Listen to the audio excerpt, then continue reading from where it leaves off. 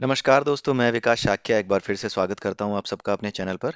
और हम डिस्कस कर रहे हैं ईश उपनिषद। तो ईश उपनिषद में कुल मिलाकर के 18 श्लोक हैं और आज हम उन 18 में से 4 श्लोकों को डिस्कस करेंगे। उनकी मीनिंग समझने की कोशिश करेंगे कि क्या उनमें कहा जा रहा है। ये सिंपल है, बहुत ज़्यादा टफ नहीं है। बट हाँ, कुछ रेफरेंसेस और कुछ जो हमारे भगवत गीता के श्लोक हैं, कुछ भगवत गीता के चैप्टर्स हैं और कुछ जो दूसरे उपनिषद हैं, उनको हो सकता है आपको रेफर करना पड़े, तो उनके बारे में रेफरेंस मैंने यहाँ दिया हुआ है। और जिसको भी रेफर करना है, जैसे मांडुक्य उपनिषद को आपको रेफर करना पड़ सकता है एक दो जगह पर, तो उसके लिए हमारे चैनल पर ही एक वीडियो अवेलेबल है, एक प्लेलिस्ट अवेलेबल है मांडुक्य उपनिषद के लिए भी। मांडुक्य उपनिषद आपको पता होगा कि सबसे छोटा उपनिषद है सभी उपनिषदों में, केवल 12 श्लोक हैं उसमें। और वो सबसे छोटा उपनिषद और सबसे टफ माना जाता है। लेकिन अगर आप उसको समझ लेते हैं, चेतना के बारे में उसमें बताया गया, अगर आप उसे समझ लेते हैं तो काफ़ी चीज़ें आपको समझ में आ जाएंगी। खास करके ये बात आपको निश्चित रूप से समझ में आ जाएगी कि ऐसा क्यों कहा जाता है कि उसे इंद्रियों के द्वारा नहीं जाना जा सकता। जो परम तत्व है, परम ऊर्जा है या जो परमात्मा है, वो इंद्रियों के द्वारा क्यों ज्ञात नहीं की जा सकती, इंद्रियों के द्वारा उसका अनुभव क्यों नहीं हो सकता। इसके बारे में आपको पूरा का पूरा जो नॉलेज है, जो ज्ञान है, जो अनुभव है, वो उसी उपनिषद से मिलता है। ठीक है। तो मांडुक्य उपनिषद एक तो वो है, और एक है चैप्टर नंबर 16 भगवत गीता का। आज के वीडियो को अगर आपको समझना है तो हो सकता है कि उन दो चैप्टर्स को भी, एक तो भगवत गीता का चैप्टर नंबर 16 जो दैवीय और आसुरी स्वभाव को लेकर के है, और एक मांडुक्य उपनिषद, हो सकता है कि इनको भी आपको रेफर करना पड़े। अगर आपने पहले से पढ़े हैं, पहले से समझे हैं तो कोई बात नहीं। लेकिन बहुत ही सिंपल है चीज़ों को समझना। हमारे चैनल पर दोनों ही अवेलेबल हैं। चैप्टर नंबर 16 भगवत गीता की प्लेलिस्ट अवेलेबल है, और at the same time Mandukya Upanishad की भी प्लेलिस्ट अवेलेबल है। तो आप अगर चाहें तो उसको भी जाकर के देख सकते हैं। ठीक है। तो आइए देखते हैं पहला श्लोक जो है वो क्या बताता है। इस उपनिषद में सबसे पहले ही श्लोक में ये बताया गया है, जो कुछ हम कहते हैं ना, कि हमारा जो एनर्जी है और मैटर वो एक ही है। जो साइंस कहता है कि एनर्जी ही मैटर में कन्वर्ट होती है, और जब मैटर डिस्ट्रॉय हो जाता है तो वो एनर्जी उससे रिलीज हो जाती है, किसी और फॉर्म में कन्वर्ट हो जाती है, लेकिन एनर्जी कभी खत्म नहीं होती। अल्टीमेटली एनर्जी ही मैटर में कन्वर्ट होती रहती है, मैटर का कारण ही एनर्जी है। तो मैटर और एनर्जी एक ही है। ठीक है। यही बात यहाँ पर बताई गई है कि जीव और जगत वो दोनों एक हैं। जीव यानी क्या? अगर आप देखो तो जीव ये होता है, एक होता है आपका 5 कोशों से बना शरीर। ठीक है। हमारा शरीर 5 कोशों से बना है। सबसे भीतर का कोश है आनंदमय कोश, उसके बाद होता है आपका ज्ञानमय कोश, उसके बाद होता है मनोमय कोश, उसके बाद आपका आता है प्राणमय कोश, और सबसे अंत में सबसे ऊपर जो कोश है उसे हम कहते हैं अन्नमय कोश। ठीक है। ठीक है। तो अन्नमय कोश ये हमारा अनाज से, यही पदार्थ है। ये जो है ना पदार्थ है। ठीक है। ये पदार्थ है। ये पदार्थ कब बनता है, किस आधार पे बनता है? ठीक है। ये इस आधार पे बनता है कि आपकी जो एनर्जी है, जो भीतर के 4 कोश हैं, यहां से लेकर के ये जो बाकी के अंदर के 4 कोश है ना, ये एक एनर्जी का पुंज होते हैं। एक एनर्जी वेव है एक तरीके से। ठीक है। ये एक एनर्जी है। ठीक है। इस एनर्जी में जो मेन चीज है वो है बैटरी जो पड़ी हुई है, जो कि है आपकी आत्मा।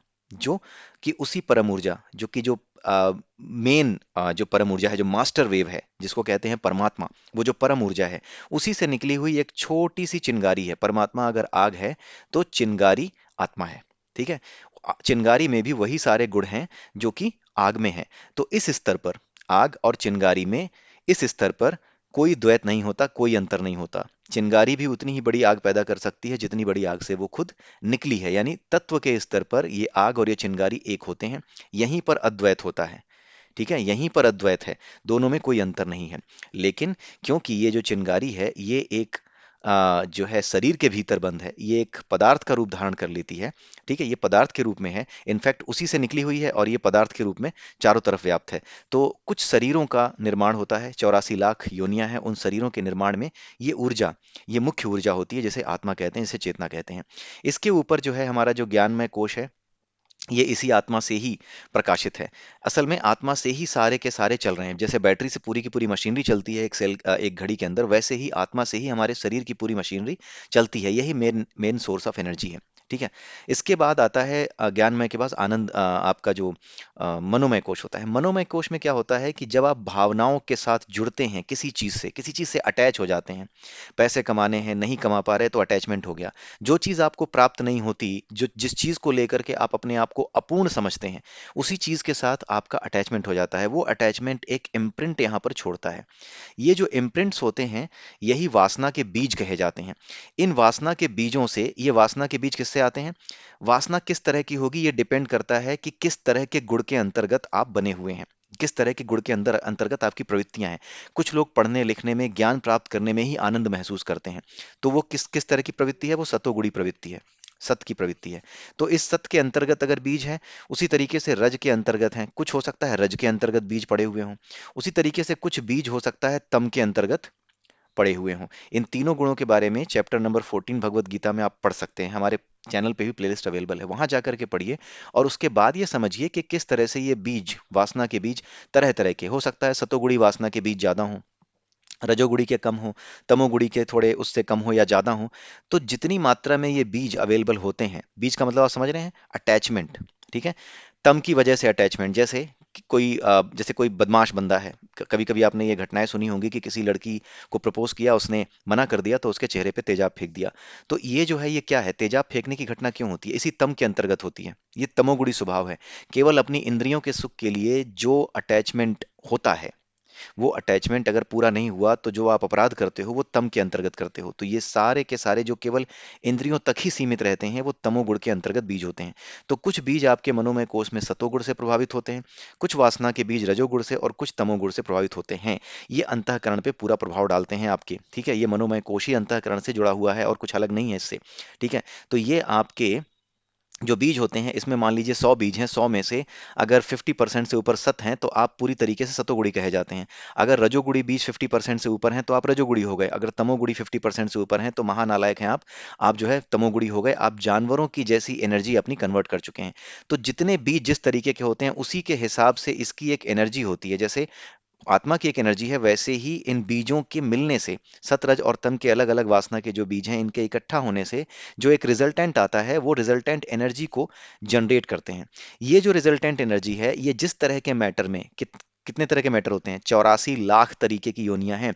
उन योनियों में से जिस योनि की जिस जिस भी योनि के अनुसार ये एनर्जी कन्वर्ट हो चुकी है, ये शरीर छोड़ते ही, ये पदार्थ, ये पिंजरा टूटते ही ये उसी पदार्थ में कन्वर्ट हो जाएगी जिसके लायक, 84 लाख में से जिसके लायक, कुत्ता गधा बिल्ली कुछ भी, जिसके लायक ये एनर्जी बन चुकी है, उसी में कन्वर्ट हो जाएगी। ये ट्यूनिंग लगातार चलती रहती है। जैसे आप रेडियो बजाते हो ना, रेडियो चलाते हो, आपको रेड एफएम लगाना है, 93.5 लगाया आपने, ठीक है, आप ट्यून करते हो।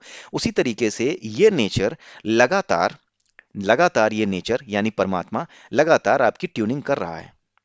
आप अपनी एनर्जी रिलीज करिए, आप शरीर से निकलिए, आप निकलते नहीं, निकाला जाता है। ये नेचर ही सब कुछ करती है।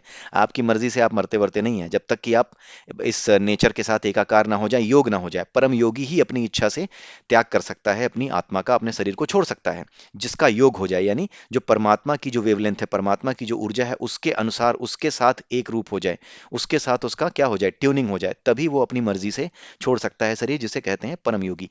केवल और केवल परम योगी ही, परमहंस ही अपनी मर्जी से अपना शरीर छोड़ सकते हैं, और कोई अपनी मर्जी से अपना शरीर नहीं छोड़ सकता, यानी आत्मा अपने शरीर से नहीं निकाल सकता। बाकी सबकी ये नेचर निकालती है, क्योंकि वो बेचारे खुद नहीं करते, तो नेचर को मेहनत करनी पड़ती है उसको निकालने के लिए। तो इसलिए ये जो एनर्जी है, ये सारी की सारी जिस तरह के पदार्थ में परिवर्तित होगी, जिस तरह की ऊर्जा में परिवर्तित होगी, जिस तरह का पदार्थ इसके लिए उपयुक्त होगा, उसी तरह के पदार्थ में ये परिवर्तित हो जाती है, ठीक है।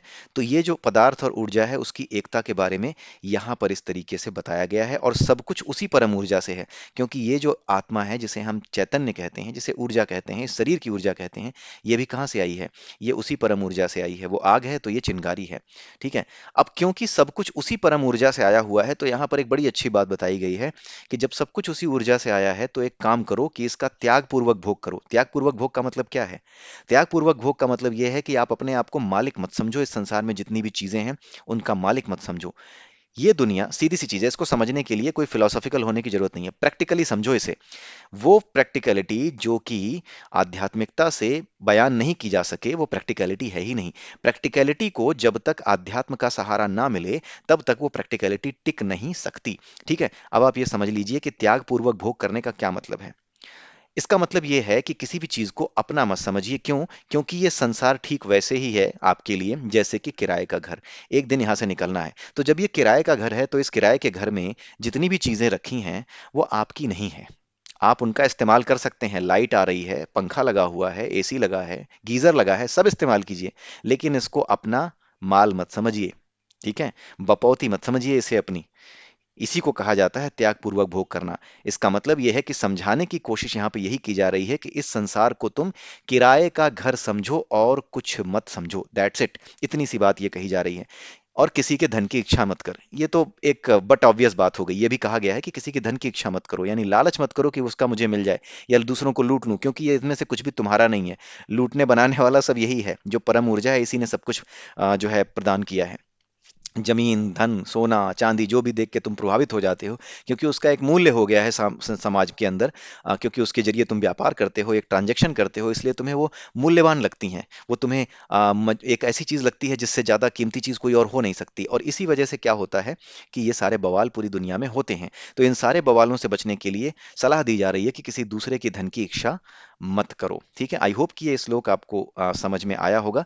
आप एक काम करिएगा, ये बुक है मेरे पास, इसी से मैं रेफर कर रहा हूँ इन चीज़ों को। रेफर तो आप कोई भी कर सकते हैं, श्लोक हर जगह एक ही है, सबकी व्याख्या का अपना तरीका है। लेकिन ये गीता प्रेस गोरखपुर की जो ये बुक है, ईशादिनोपनिषद, इसको मैं रेफर कर रहा हूँ। आप भी इसको रेफर कर सकते हैं। मुझे गीता प्रेस गोरखपुर की ही सबसे सही लगती हैं इस मामले में। उपनिषदों के जो व्याख्याएं हैं, उसके अलावा बाकी जितने भी ग्रंथ हैं जो गीता प्रेस गोरखपुर से प्रकाशित होते हैं, उनको उनका आप इस्तेमाल करके उनसे काफ़ी चीज़ें सीख सकते हैं। वो बहुत ही अच्छी किताबें हैं। वहाँ पे आपको काफ़ी मदद मिलती है चीज़ों को समझने के लिए। ठीक है, तो आइए अब आगे चलते हैं। दूसरा दूसरा श्लोक क्या है? दूसरे श्लोक में यह कहा गया है कि कर्म करते हुए ही 100 वर्षों तक जीने की इच्छा करो। अगर तुम कर्म करते हुए ही 100 वर्षों तक जीने की इच्छा करोगे, 100 वर्षों का मतलब क्या है? हमारा जो पूरा जीवन है, ये माना जाता है कि जो हमारी गणना है, वर्षों की जो गणना है, जिसमें ये वाली गणना नहीं, 365 दिन वाली नहीं। हमारा जो सनातन धर्म है उसमें 30 दिन का ही एक महीना होता है। तो 30 यानी कि एक साल में 360 दिन होते हैं। अब 100 साल में कितने दिन होंगे, आप उसको जोड़ लो। तो उतने दिन तक जीवन चक्र हमारा चल सकता है, किस पर? इस पृथ्वी पर। ठीक है, इस पृथ्वी पर उतना लंबा जीवन चक्र हो सकता है। जिन पदार्थों से हम बनते हैं, उन पदार्थों के अंतर्गत 100 वर्षों तक जीवन हो सकता है। आपने कभी ये कहीं भी जगह, किसी जगह नहीं पढ़ा होगा कि 100 वर्षों का जीवन सतयुग में जो है इस तरीके से बदला जाएगा, त्रेता में इस तरीके से, द्वापर में इस तरीके से, या कलयुग में इस तरीके से। साधारण मनुष्यों के लिए 100 वर्षों के जीवन का ही विभाग किया गया है। ठीक है, 100 वर्षों के ही जीवन का विभाग यहाँ पर किया गया है। अब वो वर्षों की गणना, 100 वर्ष किस तरीके से होते हैं? कई बार वो 100 वर्ष सतयुग के लिए लाख के बराबर हैं, त्रेता के लिए कुछ और है, द्वापर के लिए कुछ और है, लेकिन अल्टीमेटली जो सार है ना, वो 100 वर्षों का ही है। इसका जो मतलब है वो ये है कि ये सापेक्ष तरीके से 100 वर्ष बताए जा रहे हैं। ये ऐसे नहीं है कि आप उसको जो है गिनती में गिने, ये सापेक्ष रूप से 100 वर्ष हैं। हमारी गिनती से जो 100 वर्ष हैं, हो सकता है किसी और के लिए 100 वर्ष और अधिक हों। जैसे एक चीज आपने पढ़ी होगी कि हमारा जो एक वर्ष है, हमारे देवताओं के, हमारा जो 100 वर्ष है, वो देवताओं का एक वर्ष है। ठीक है, तो ये सापेक्षता है। अलग अलग एनर्जी लेवल्स पे अलग अलग रिलेटिविटी जो थ्योरी दी थी आइंस्टीन ने ना, उसका रीजन यही था। उन्होंने भी काफी हद तक प्रकृति के बहुत नजदीक जाकर के चीजों को समझा था। तो ये जो थ्योरी ऑफ रिलेटिविटी दी थी, यहाँ पे जो एक वर्ष है, वहां पे दूसरे के लिए वो यहाँ पे जो 100 वर्ष हैं, दूसरे के लिए वो एक ही वर्ष है। तो रिलेटिव है वो सब कुछ, रिलेटिवली चीजें काउंट की जाती हैं। तो जिस तरह का युग, जिस तरह का समय हो, उसके हिसाब से 100 वर्ष ही आयु होगी रिलेटिवली। ठीक है, इसका गूढ़ महत्व है, इसका डिस्कशन करना इस वीडियो के अंदर नहीं है। इसके अंतर्गत मैं अगर करूंगा तो फिर ये वीडियो नहीं खत्म होगा, इसका टॉपिक कुछ और है। तो ये चीज कभी मौका मिलने पे हम जरूर डिस्कस करेंगे कि किस तरीके से है ये जो समय है, जिसे हम समय कहते हैं। इस समय का एक आयाम है, ये एक डायमेंशन है, टाइम एक डायमेंशन है। इस डायमेंशन के अंदर और भी दूसरे सब डायमेंशंस हैं, टाइम के ही अलग अलग डायमेंशंस हैं। यानी एक मेन टाइम है, एक मेन काल है, एक मेन समय है।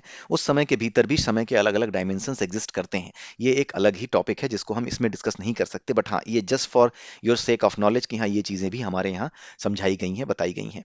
ठीक है, अब कर्म करते हुए ही जीना चाहिए। क्यों? क्योंकि कर्म के अलावा कोई दूसरा रास्ता नहीं है। कोई आदमी ये सोचता है कि कर्म छोड़ देगा तो भी वो कोई ना कोई कर्म करेगा। अगर आप कर्म छोड़ते हो तो एक प्रकार के कर्म छोड़ सकते हो, जैसे घर बार छोड़ दिया, सन्यासी बन गए, लेकिन सन्यासी का कर्म आपको फिर भी करना होगा। कर्म से दूर भागने का या कर्म की इच्छा ना करना कि मैं काम ही नहीं करूंगा, काम ही नहीं करना है मुझे।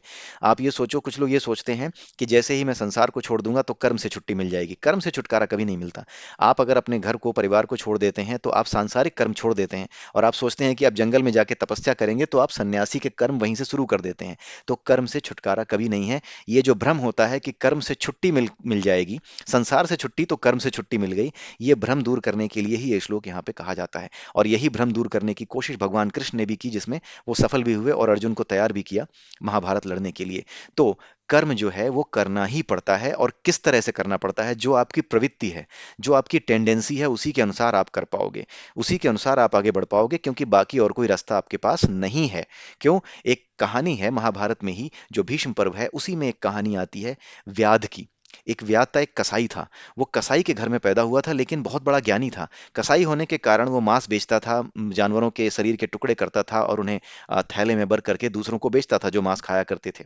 ठीक है। तो उससे पूछा था किसी गुरु ने, ज्ञानी ने, जो स्वयं बहुत सिद्धि प्राप्त कर चुका ज्ञानी था, उसने पूछा कि यार तुम ये सब काटते पीटते और तुम्हें लोग ज्ञानी कहते हैं, ऐसा क्यों है?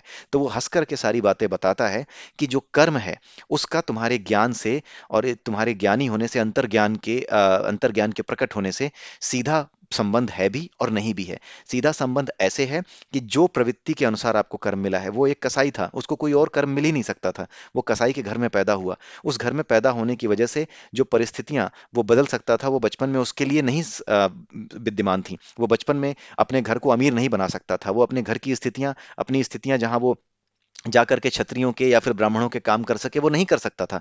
कुछ नहीं कर सकता था। वो जहां पैदा हुआ था उसके अनुसार वो केवल मांस ही काट सकता था। लेकिन यही समझाया गया है कि चाहे मांस काट रहे हो, चाहे कुछ भी कर रहे हो, काम जो भी कर रहे हो, आपकी प्रवृत्ति के अनुसार जो भी कर्म आपके सामने आया है, बस इतना ध्यान रखो कि उस कर्म को पूरे मनोयोग से करना है।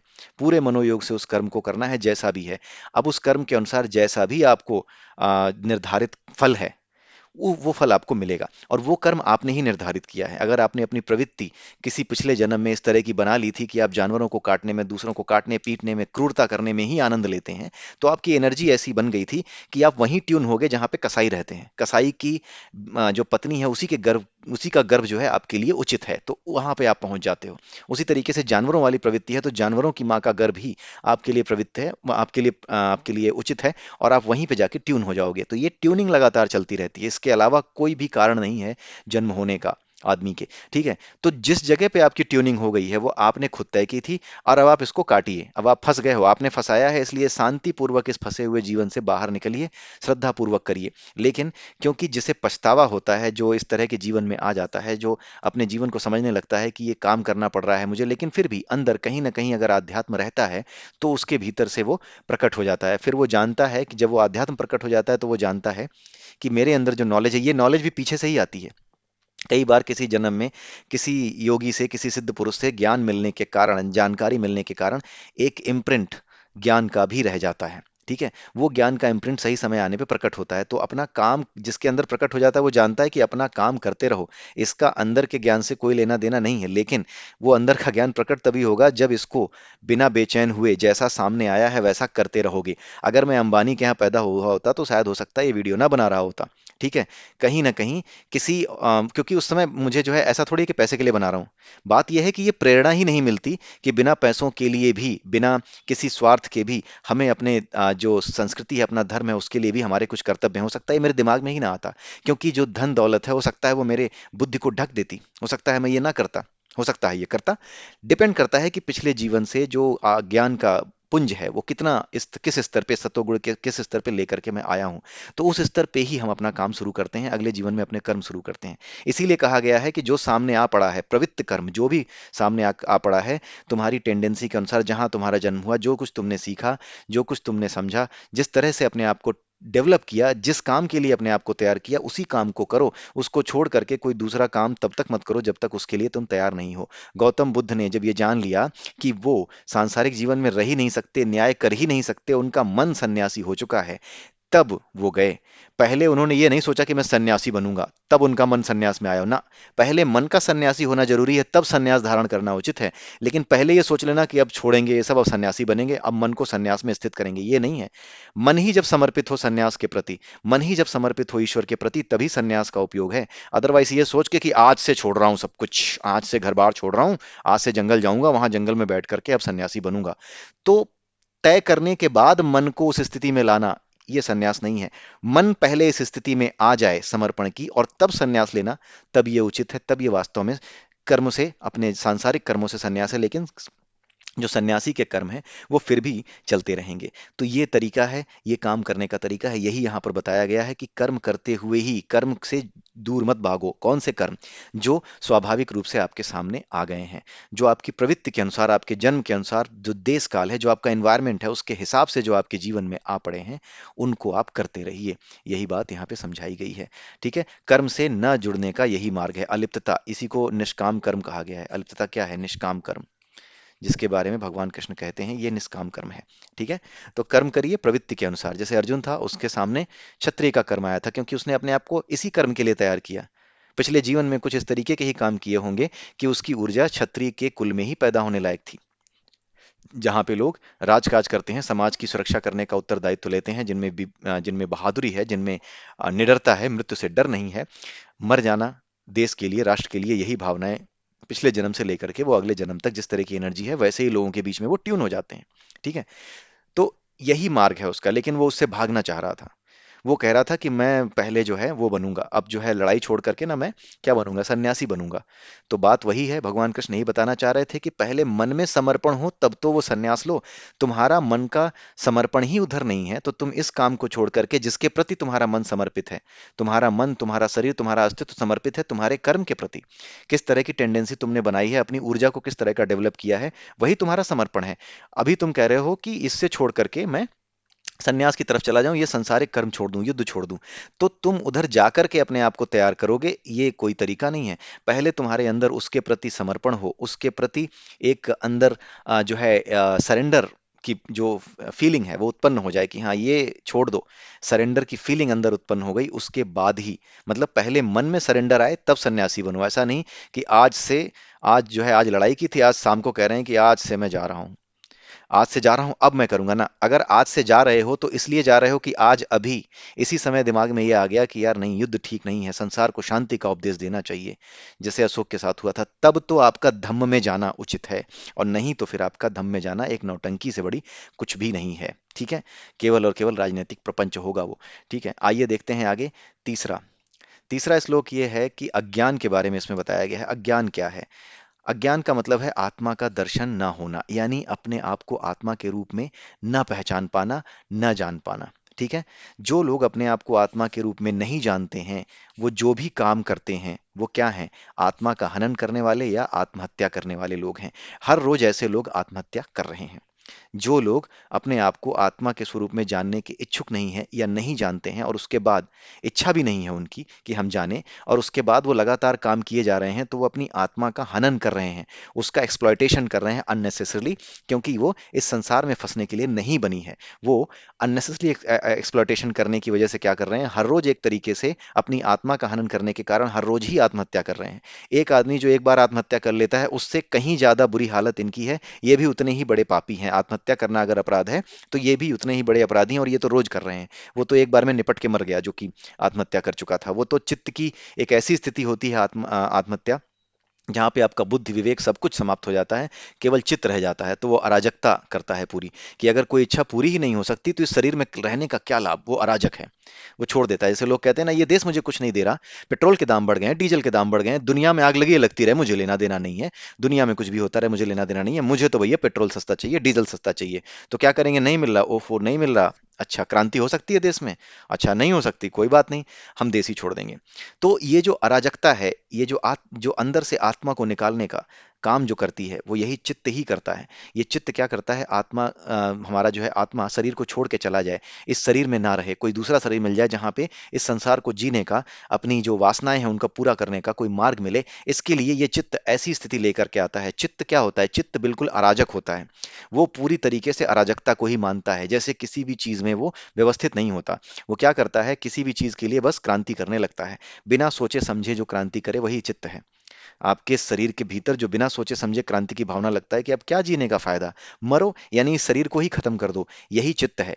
ये चित्त है। जब आपके अंदर आत्महत्या की इच्छा आए, तो आप समझ जाइए कि चित्त प्रकट हुआ है। और उससे बचना कैसे है, इसके लिए भी भगवत गीता के कॉन्सेप्चुअल वीडियो में हम लोगों ने डिस्कशन किया हुआ है कि ये किस तरीके से काम करता है, आपको कैसे इससे बचना है। ठीक है, एक होता है अपने आत्मसम्मान के लिए कूद पड़ना आग में, वो नहीं है आत्महत्या, वो आत्महत्या नहीं है, वो आत्माभिमान की रक्षा है। ठीक है, लेकिन मैं अपने जीवन में क्या करूंगा, कुछ मिल ही नहीं रहा, ना पैसे मिल रहे हैं ना रुपए मिल रहे हैं, मैं कुछ कर नहीं पा रहा, तो मैं क्या करूंगा। अरे कुछ तो कर ही सकते हो जब तक शरीर है, लेकिन फिर भी तुम मर गए। ठीक है, मरने का विचार किया, तो ये चित्त की वजह से आता है। ठीक है, तो ये लोग आत्मा का हनन करने वाले जो लोग हैं वो चित्त को इतना मजबूत बनने देते हैं। क्यों? क्योंकि एक तो उनके अंदर ज्ञान प्राप्त करने की इच्छा नहीं होती, दूसरा होता नहीं ज्ञान। इस वजह से क्या होता है कि वो अपना कर्म तो करते हैं, लेकिन ज्ञान से हट करके। ठीक है, ज्ञान को ध्यान में न रखते हुए बस कर्म करने लगते हैं, कुछ भी उल्टी सीधी चीजें जो उनकी इंद्रियों की वासनाओं को पूरा करे, उनकी इच्छाओं को पूरा करे, बस उसी के लिए वो जीते हैं। तो ऐसे लोग आत्मघाती होते हैं जो अपनी आत्मा का लगातार हनन करते हैं। अब बात यह आती है कि आत्मा का हनन किस चीज से होता है। आत्मा का हनन उससे होता है जो आसुरी गुण कहे जाते हैं। आसुरी गुण कौन से हैं? इसके लिए चैप्टर नंबर 16 भगवत गीता का आप पढ़ सकते हैं, वहां जाकर के आप देख सकते हैं। इसके अलावा ये भी बताया गया है कि जितने भी लोग हैं, इस श्लोक में ये भी बताया गया है कि जितने भी लोग हैं, 14 लोग हैं। 14 लोग क्या होते हैं? एनर्जी लेवल्स हैं। दीज आर नॉट कि हाँ कोई ऊपर आसमान में कहीं एक छत बनी होगी उसी पे ये लोग तैर रहा होगा। नो, ये एनर्जी लेवल्स हैं। इन एनर्जी लेवल्स पे जहां पर भी, जैसे ये एक जहां अर्थ है वो एक पट्टी है, उस पट्टी की एक एनर्जी लेवल है। उस एनर्जी लेवल के बीच में एक जगह है अर्थ। उस अर्थ पे हमें आधार मिलता है रहने का, खड़ा होने का, खाने पीने का, जीवन मिलता है। उसी तरीके से अलग अलग एनर्जी पट्टीज होती हैं ऊपर तक, और उसी तरीके से नीचे तक। नीचे तक के एनर्जी पट्टीज में तमोगुण बढ़ता जाता है, ऊपर तक की पट्टियों में सतोगुण बढ़ता जाता है। बीच में सतरज और तम, जिसमें धरती है, इस वाली पट्टी में सतरज और तम बराबर बराबर मात्रा में ऊपर नीचे होते रहते हैं। और जिस तरह से ये ऊपर नीचे होते हैं, उसी हिसाब से युगों की, यानी सतयुग, त्रेता, द्वापर और कलयुग, इसकी कल्पना की गई है। जब शुरुआत होती है तो उस समय सत ज्यादा होता है इस पट्टी में, तो वो सतयुग होता है। धीरे धीरे सत थोड़ा कम, रज थोड़ा ज्यादा, सत थोड़ा ज्यादा, रज थोड़ा कम, यानी कि थ्री फोर्थ जो है वो आपका सत हो गया और वन फोर्थ आपका रज हो गया। ठीक है, तो त्रेता आ गया। फिर उसके बाद जो है हाफ सत हो गया, हाफ रज हो गया, तो द्वापर आ गया। ठीक है, उसके अलावा आपका सत बहुत कम रह गया, रज थोड़ा ज्यादा हो गया और तम बहुत ज्यादा हो गया, तो कलयुग आ गया। तो इनका एक एग्जाम्पल दे रहा हूं कि इनका एक रेशियो जो होता है गुणों का, उस रेशियो का जो बीच की पट्टी में है ऊपर नीचे होना बना रहता है। लेकिन उसके अलावा ऊपर से लेकर के नीचे तक सत बढ़ता है, तम घटता है। सत बढ़ता है, इधर तम बढ़ता है। ठीक है, नीचे की ओर तम बढ़ता है, ऊपर की ओर सत बढ़ता है। तो इस तरीके से ये अलग अलग एनर्जी लेवल्स होते हैं, क्योंकि गुणों के आधार पर ही परिवर्तन होते हैं, तो उसी के आधार पर वो फ्रिक्वेंसी ऊपर चेंज होती जाती है। तो ये 7 फ्रिक्वेंसी लेयर्स हैं, ऊपर 7 फ्रिक्वेंसी लेयर्स हैं नीचे, इन्हीं को लोक कहा जाता है। ठीक है, इसी को लोक कहते हैं। तो ये जितने भी लोक हैं इनको असुरिया कहा जाता है। असुरिया यानी कि ये सारे के सारे अज्ञान से ढके हुए हैं। क्यों? क्योंकि ये सब के सब क्या है, ऊपर से सात नीचे से सात, ये क्या है? ये कन्वर्टेड मैटर्स हैं। अलग अलग मैटर्स हैं जो कि कन्वर्टेड हैं। और ये कन्वर्टेड क्यों है? क्योंकि अभी भी कहीं ना कहीं मैटर में मिलावट है, सत रज और तम की। जब ये तीनों मैटर्स से जब ये तीनों गुणों से बिल्कुल मुक्त हो जाते हैं, ये पूरे के पूरे जितने भी लोग हैं, या पूरी की पूरी एनर्जी जो हमारी है, जब ये तीनों मैटर से फ्री हो जाती है, तभी जा करके वो क्या करती है, उस एनर्जी से एकाकार होती है, जिसको कि परमात्मा कहते हैं। वो हमेशा एक सी रहती है। अगले श्लोक में ही बताया गया है कि वो एनर्जी हमेशा एक सी रहती है, बाकी एनर्जीज बदलती रहती हैं। ऊपर सात नीचे सात ये बदलती रहती हैं। किस तरीके से? जैसा आपका स्वभाव हो। इस इन लोकों में रहने वाले जीव जिस तरह से अपने स्वभाव को बदलते हैं, उसी हिसाब से ऊपर नीचे इनमें घूमते रहते हैं। ठीक है, तो ये चीज बताई गई है। जहां पे जैसा आपने बना लिया वहां आपकी ट्यूनिंग हो जाएगी। इन 7 लोकों में से किसी एक लोक में आपकी ट्यूनिंग हो जाएगी, वहीं पे आप पैदा हो जाओगे, वहीं पे आप कन्वर्ट हो जाओगे मैटर में। जैसा भी मैटर होता होगा वहां पे, उस तरह के मैटर में आप कन्वर्ट हो जाओगे। लेकिन इन सभी को असुरिया बोला गया है, क्योंकि इनमें अज्ञान है। अज्ञान क्यों? क्योंकि ये तीनों गुणों के अंतर्गत ही ये एनर्जीज अलग अलग रूपों में प्रकट हो रही हैं, जो किसी रूप में प्रकट ना हो। ठीक है, लेकिन उससे सब रूप प्रकट हों, और खुद भी वो किसी रूप में अपने आप को प्रकट कर ले, वो एक एनर्जी, वो परमात्मा कही जाती है। वो एनर्जी इन 7 लोकों की, नीचे ऊपर के 14 लोकों की एनर्जी का बाप होने के बाद भी इन एनर्जीज में से वो अपने आप को नहीं रखती। वो पैदा सबको करती है, लेकिन इन सब में खुद वो नहीं रहती। ठीक है, इन सब एनर्जीज को उसने पैदा किया है, पैदा करने के कारण वो इसका मालिक है। ठीक है, लेकिन वो खुद इसमें नहीं रहता, खुद इससे प्रभावित नहीं होता, वो अपने आप को एक जैसा ही रखता है, उसमें कोई डिस्टरबेंस नहीं होती। ठीक है, तो इसी वजह से क्या है कि जो उस एनर्जी को नहीं जानता, उसके नीचे जितने भी लोग हैं, उन सभी लोगों को क्या कहा गया कहा गया असुरिया, क्योंकि वो सभी के सभी सतरज और तम। सीधे से सिंपल से ये समझिए कि जितने भी लोक हैं, ये जो अपरा लोक है ना, आप एक बार हमने शुरुआत में पढ़ा भी होगा, बाकी वीडियोस में भी हमने पढ़ा है कि एक ऊपर का लोक है जिसे सॉरी, उसे परा कहते हैं, नीचे का जो है वो अपरा कहते हैं। ये सेकेंड हाफ है, ये ऊपर का फर्स्ट हाफ है। ये क्या है? ऐसी एनर्जी है जो एक सी रहती है। ये एनर्जी क्या है? यहाँ पे तरह तरह की एनर्जी, कुछ का छोटा एम्पलीट्यूड, कुछ का बड़ा एम्पलीट्यूड, कुछ अलग अलग तरीके की वेव्स यहाँ पे होती हैं, लेकिन यहाँ पर एक ही तरह की वेव्स हर जगह व्याप्त है। ये परा है। तो जो इस वेवलेंथ के बराबर अपने आप को बना लेता है, वही क्या हो जाता है? वही परमात्मा में लीन हो जाता है, वो उसके साथ मिल जाता है। ठीक है, उसके साथ उसकी एनर्जी ट्यून कर जाती है। ठीक है, लेकिन जब तक ट्यून नहीं करती, वो कहाँ रहता है? यहाँ रहता है। यानी यहाँ पर जितनी भी एनर्जी है अपरा में, वो सारी की सारी क्या है? वो तीनों गुणों से प्रभावित हैं। लेकिन ऊपर जो परा है, इसमें कोई गुण नहीं होते, सतरज और तम में से कोई गुण नहीं होते, निर्गुण होता है वो। ठीक है, इसी वजह से क्या है कि वो यहाँ पर बिल्कुल एक जैसी एनर्जी के साथ रहता है। लेकिन ये जो निर्गुण एनर्जी है, ये भी है तो एनर्जी ही। तो जितने ये जो निर्गुण एनर्जी है, क्योंकि ये एनर्जी है, तो ये भी दिव्य पदार्थों में परिवर्तित होती है। उन पदार्थों को दिव्य पदार्थ कहते हैं। तो उसी को क्या कहते हैं? जैसे अगर आपने देखा होगा, ये एनर्जी एक सी है। अगर आपने कहीं पढ़ा हो भगवान कृष्ण के लोक के बारे में, गोलोक के बारे में, तो गोलोक वृंदावन के बारे में ये कहा जाता है कि वहां सब कृष्ण ही हैं। वहां कृष्ण ही काम कर रहे हैं, कृष्ण ही आज्ञा दे रहे हैं, कृष्ण ही राजा हैं, कृष्ण ही प्रजा हैं, सब कृष्ण ही हैं। और किसी को कोई फर्क नहीं पड़ रहा, सब वहां पे एक दूसरे के लिए काम कर रहे हैं, एक दूसरे के साथ हैं। सबका रूप एक जैसा है, क्योंकि एनर्जी एक जैसी है तो सबका रूप भी एक जैसा होगा। हमारे चेहरों में भी परिवर्तन क्यों है? इतने जितने तरह के लोग होते हैं, सबके चेहरे अलग होते हैं। ठीक है, क्या है ऐसा? ऐसा इसीलिए है क्योंकि ये संसार निरंतर परिवर्तनशील है। यहाँ पर जो कॉन्फ़िगरेशन है, विन्यास है एनर्जी का, वो क्षण क्षण बदल रहा है, हर क्षण बदल रहा है। इसीलिए कोई भी दो लोग एक शकल वाले नहीं मिलते, बड़ी मुश्किल से मिलते हैं। जब आज जो एनर्जी है, कहीं कई साल बाद कोई ऐसी ही एनर्जी किसी और जगह होगी, तो जिस जिस तरह का शरीर ये बना था, वैसा ही बाई चांस वो शरीर वहां बन जाएगा। बट ये बाई चांस होगा, हमेशा नहीं होता ये। ठीक है, इसी वजह से हम सबके चेहरे और सारी चीजें अलग होती हैं। सारा खेल एनर्जी का है और कुछ नहीं है। तो यहाँ पर यही बताया गया है कि जितने भी लोक हैं, परा के अलावा अपरा के अंदर जो 14 लोक होते हैं, बीच में पृथ्वी, ये अपरा में ही है, ये 14 लोक ऊपर नहीं है परा में। परा में सारी एनर्जी एक जैसी रहती है, वहां कोई एनर्जी का लेवल ही नहीं है। जब एनर्जी चेंज ही नहीं होती तो लेवल क्या होगा? तो इसलिए वहां पे लेवल्स नहीं है, लेवल्स एनर्जी के इसी अपरा में है। तो इसी अपरा में जो एनर्जी लेवल्स हैं, यहाँ पे सबसे टॉप पे, जैसे कहा जाता है कि बिल्कुल जेनीथ पे ब्रह्मा की एनर्जी रहती है। लेकिन वो एनर्जी भी क्या है? सतरज और तम से प्रभावित है, वो उस ऊर्जा से प्रभावित है, इस वजह उस गुण से प्रभावित है। इसीलिए वो क्या है? वो भी अज्ञान से ढकी हुई है। ज्ञान वास्तविक क्या है? ज्ञान वास्तविक है इस एनर्जी के साथ, ये जो ऊर्जा है जो हमेशा एक सी रहती है, उसके साथ एक जैसा हो जाना, उसके साथ मिल जाना, उसके साथ ट्यून हो जाना। ठीक है, हर एनर्जी की एक वेवलेंथ है, उस वेवलेंथ की उस वेव की एक फ्रिक्वेंसी है, उस फ्रिक्वेंसी के साथ आपकी फ्रिक्वेंसी का ट्यून हो जाना ही परमात्मा में विलीन होना कहा जाता है। और ये आप कभी, जब तक अज्ञानी है तब तक आप महसूस नहीं कर सकते। जब तक आपको महसूस करने के लिए गुरु आपकी हेल्प नहीं करेगा, तब तक आप उसे जान नहीं सकते। चौथा श्लोक है, उसमें आत्म तत्व यानी आत्मा जिसे हम कहते हैं, उस तत्व की क्या बताई गई है? विशेषता बताई गई है। इसके बारे में यह कहा गया है कि आत्म तत्व हमेशा एक सा रहता है। ठीक है, ये इंद्रियों द्वारा अप्राप्य है, सदैव एक सा। अभी हम डिस्कस कर रहे थे कि हमेशा एक सा क्यों रहता है, डिस्कस कर चुके हैं हम कि हमेशा एक सा क्यों रहता है। ये आत्म तत्व किसी और से नहीं, परमात्मा तत्व से ही निकला है। ठीक है, परमात्मा से निकलने के कारण ये हमेशा एक सा ही रहता है।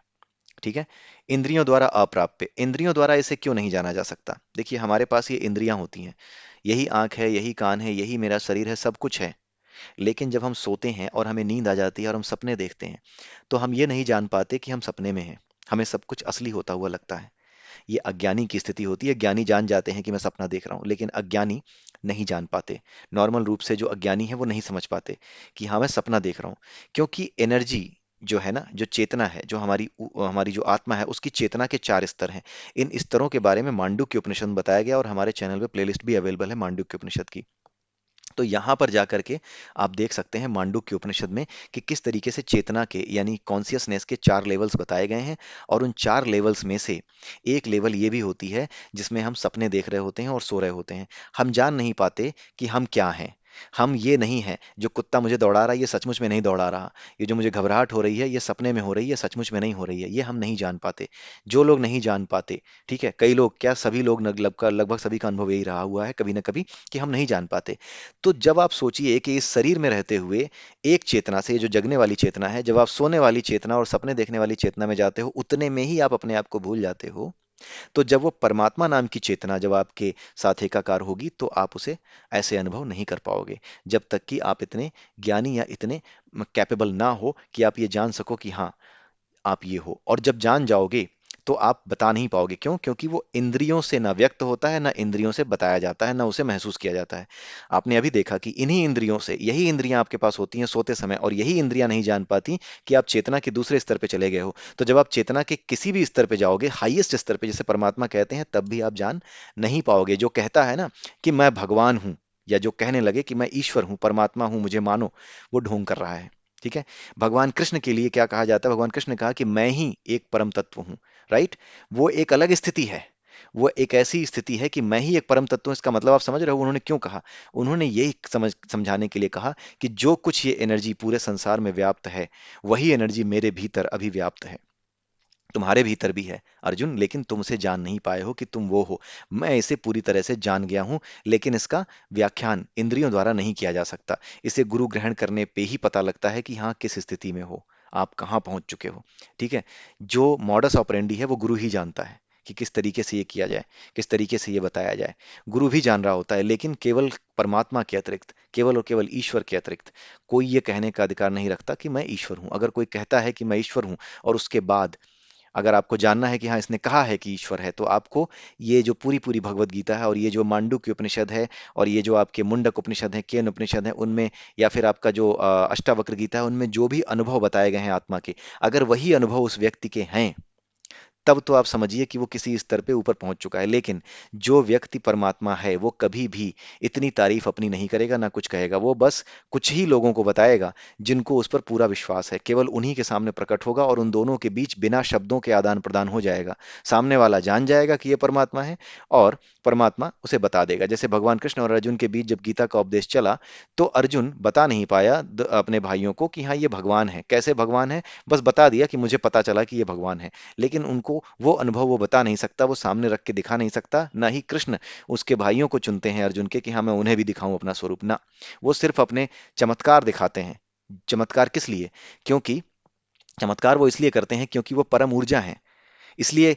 वो परम ऊर्जा नहीं है, वो परमात्मा इसलिए नहीं है कि वो चमत्कार करते हैं, वो परमात्मा है इसलिए चमत्कार करते हैं। चमत्कार कुछ और नहीं है। चमत्कार इज नथिंग बट, जो कुछ भी इन इंद्रियों से प्राप्त नहीं किया जा सकता, इस संसार में जो कुछ भी नॉर्मल रूप से प्राप्त नहीं किया जा सकता इन इंद्रियों से, लेकिन जो बहुत गूढ़ है, और उसकी मॉडस ऑपरेंडी जानने के बाद जब आप तत्वों के साथ खेलना सीख जाते हो, जब चीजों को बदलना सीख जाते हो, तो आप चमत्कार उसको कहते हो। ये केवल और केवल परम तत्व के बश का है, जो पूरी सृष्टि को तरह तरह के रूपों में चला रहा है, और किसी के बस का नहीं है। इसलिए बेहतर है कि इन चक्करों में ना पड़ा जाए कि कौन भगवान है कौन नहीं है। जो लोग अपने आप को कहते हैं, उनमें से कई आज की डेट में जेल में बैठे हैं, उनसे कह दो कि छुड़ा लें अपने आप को।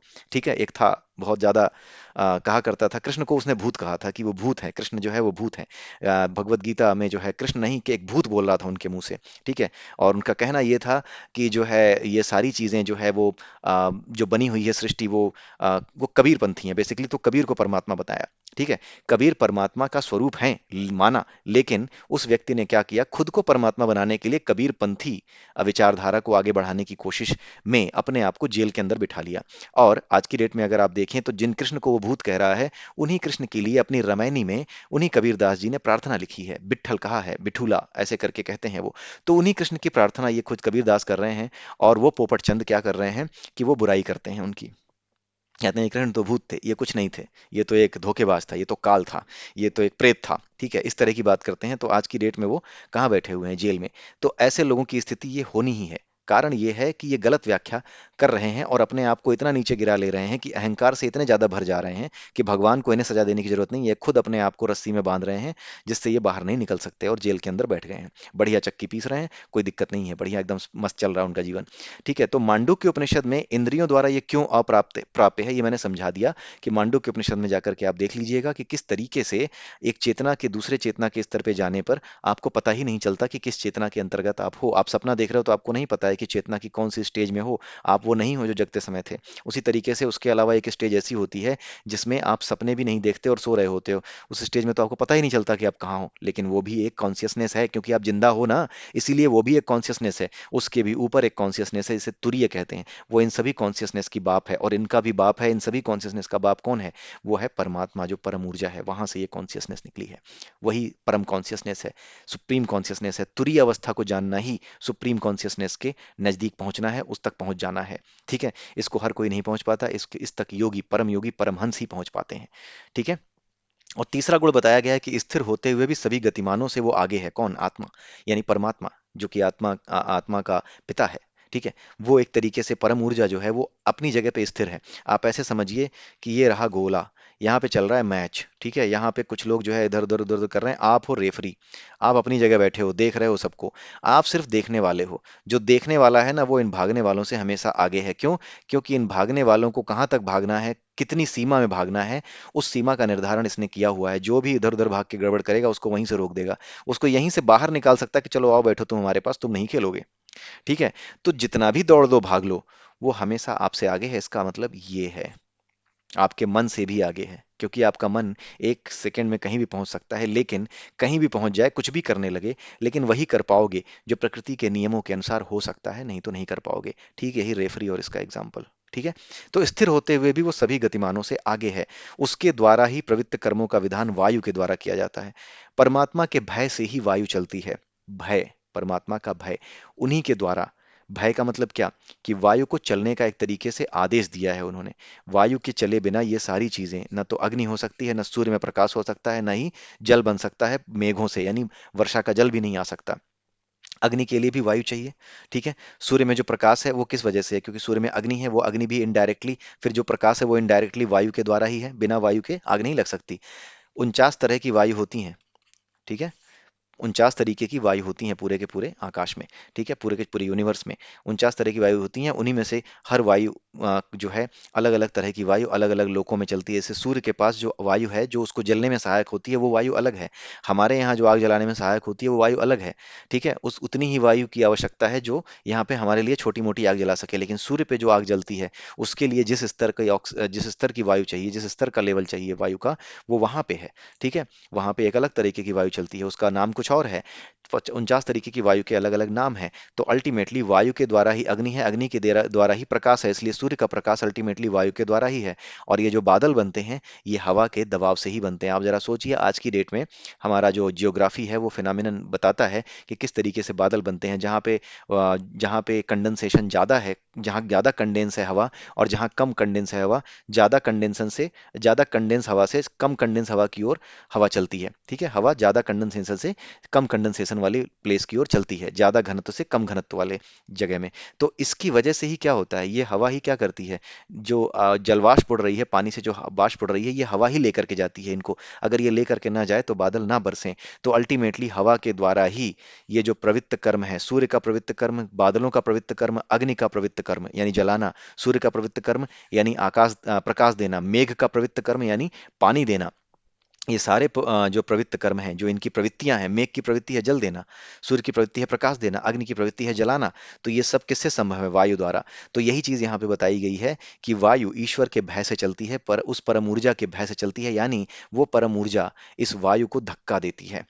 ठीक है। वो इसको चलने पर विवश करती है। किसी भी तरीके से इसको चलना ही होगा हमेशा, ये कभी अपने आप को बदल नहीं सकती। ठीक है। इसे चलना ही होगा, लगातार चलना होगा। इसी वायु की वजह से अग्नि, सूर्य, मेघ, ये सब के सब इस संसार में जिन चीजों से, जलना, प्रकाश देना, जल, इन तीनों के बिना हमारा जीवन संभव नहीं है। और जब जीवन संभव नहीं है, तो जब जीवन नहीं मिलेगा, तो शरीर के जो 5 कोश हैं उसके अनुसार आप अपने कर्म कैसे करोगे? शरीर के जो 5 कोश हमने डिस्कस किए, वो किस तरह से आपको मजबूती दे पाएंगे? क्योंकि शरीर तो तभी मजबूत होगा जब अग्नि, सूर्य का प्रकाश और जल, ये सारी चीजें मिलें, तभी तो आप जीवित रहोगे, और जीवित रहोगे तभी तो आप कर्म करोगे। तो अल्टीमेटली आपके प्रवृत्त कर्मों को इनडायरेक्टली कौन करवा रहा है? वायु। ठीक है। मेघ के कर्म किसके कर्म है? वायु के कर्म है। सूर्य के कर्म किसके कर्म है? वायु के कर्म है। ठीक है। और अग्नि के कर्म किसके कर्म है? वायु के कर्म है। इनडायरेक्टली वायु द्वारा ही कर्म कर रहा है। अग्नि का काम है जलाना, लेकिन इनडायरेक्टली वायु ने इससे इससे ये काम कराया। वायु ही ये काम कर रही है जलाने का, वायु ही प्रकाश देने का काम करे, वायु ही जल पैदा करने का काम कर रही है। ठीक है। तो इन सब कामों की वजह से हम जो काम करते हैं, हमारा जो शरीर बनता है, उस शरीर से जो हम काम लेते हैं, शरीर से जो कर्म करते हैं, उन सभी कर्मों का इनडायरेक्ट करने वाला कौन हो गया? वायु ही हो गई। जैसे प्रधानमंत्री जी ने जब नोट बंद किए थे तो लाइन में तो मैं लगा था, लेकिन मुझे लाइन में लगवाने वाला, उसका कारण कौन था? मेरे देश के प्रधानमंत्री वही थे, मेरे देश की सरकार। वही सरकार ही अल्टीमेटली इनडायरेक्ट वे में मेरे को पुश कर रही थी ये करने के लिए। तो भले ही मैं कर रहा हूं, लेकिन अल्टीमेट करता कौन है? सरकार। उसी तरीके से जो भी इनडायरेक्ट कर्म करता है, वही असली कारण होता है। अग्नि जला रही है, ठीक है, अग्नि का काम जलना है, लेकिन इनडायरेक्ट वे में जला कौन रहा है? वायु जला रही है। ठीक है। और जब ये चीजें मिलती हैं तभी हमारा शरीर पुष्ट होता है, तभी हम कोई काम कर पाते हैं। तो अल्टीमेटली जो काम हम कर रहे हैं वो वायु के द्वारा ही हो रहा है, क्योंकि इसी के द्वारा सारी प्रवृत्तियां बहाई जा रही हैं। सभी लोगों की प्रवृत्तियां, अग्नि की प्रवृत्ति, सूर्य की प्रवृत्ति, मेघ की प्रवृत्ति, और इन प्रवृत्तियों के अनुसार ये अपना काम कर रहे हैं। फिर इनसे लाभ लेकर के आपके अंदर जो प्रवृत्तियां कैसे बनी है, मनोमय कोश में जो वासनाएं हैं, उनके अनुसार आपकी प्रवृत्तियां बनी हैं, और उनके अनुसार आपके कर्म हो रहे हैं। तो इनडायरेक्टली कर यही रहा है। इसीलिए यहाँ पे ये बताया गया है कि उसके द्वारा, यानी परमात्मा के द्वारा, अलग अलग तत्वों के द्वारा, अलग अलग शरीरों के द्वारा जो प्रवृत्त कर्म हैं वो निर्धारित किए जाते हैं, वो बढ़ाए जाते हैं। उनको उनको मोटिवेट किया जाता है। Basically the motivator of all the actions that we do is done by air, वायु। ठीक है। और ये वायु परमात्मा की आज्ञा से ही, यानी उस परम ऊर्जा की वजह से ही प्रकट है, उसी की वजह से है। और वो लगातार उसकी इच्छा से चलती रहती है। उसको लगातार पुश किया जाता है, वो कभी भी रुक नहीं सकती। ठीक है, बिना उसके नहीं हो सकता कुछ। तो आई होप कि आपको ये वीडियो समझ में आया होगा। ये 4 श्लोक हमने समझे, और इसी के साथ आज का ये वीडियो मैं यहीं पे समाप्त करता हूँ। अगले वीडियो में अगले 4 या 5 श्लोक जो भी होंगे वो मैं लेकर के आऊँगा। तब तक के लिए आप सभी को जय सिया राम, जय श्री कृष्णा और जय श्री राधे।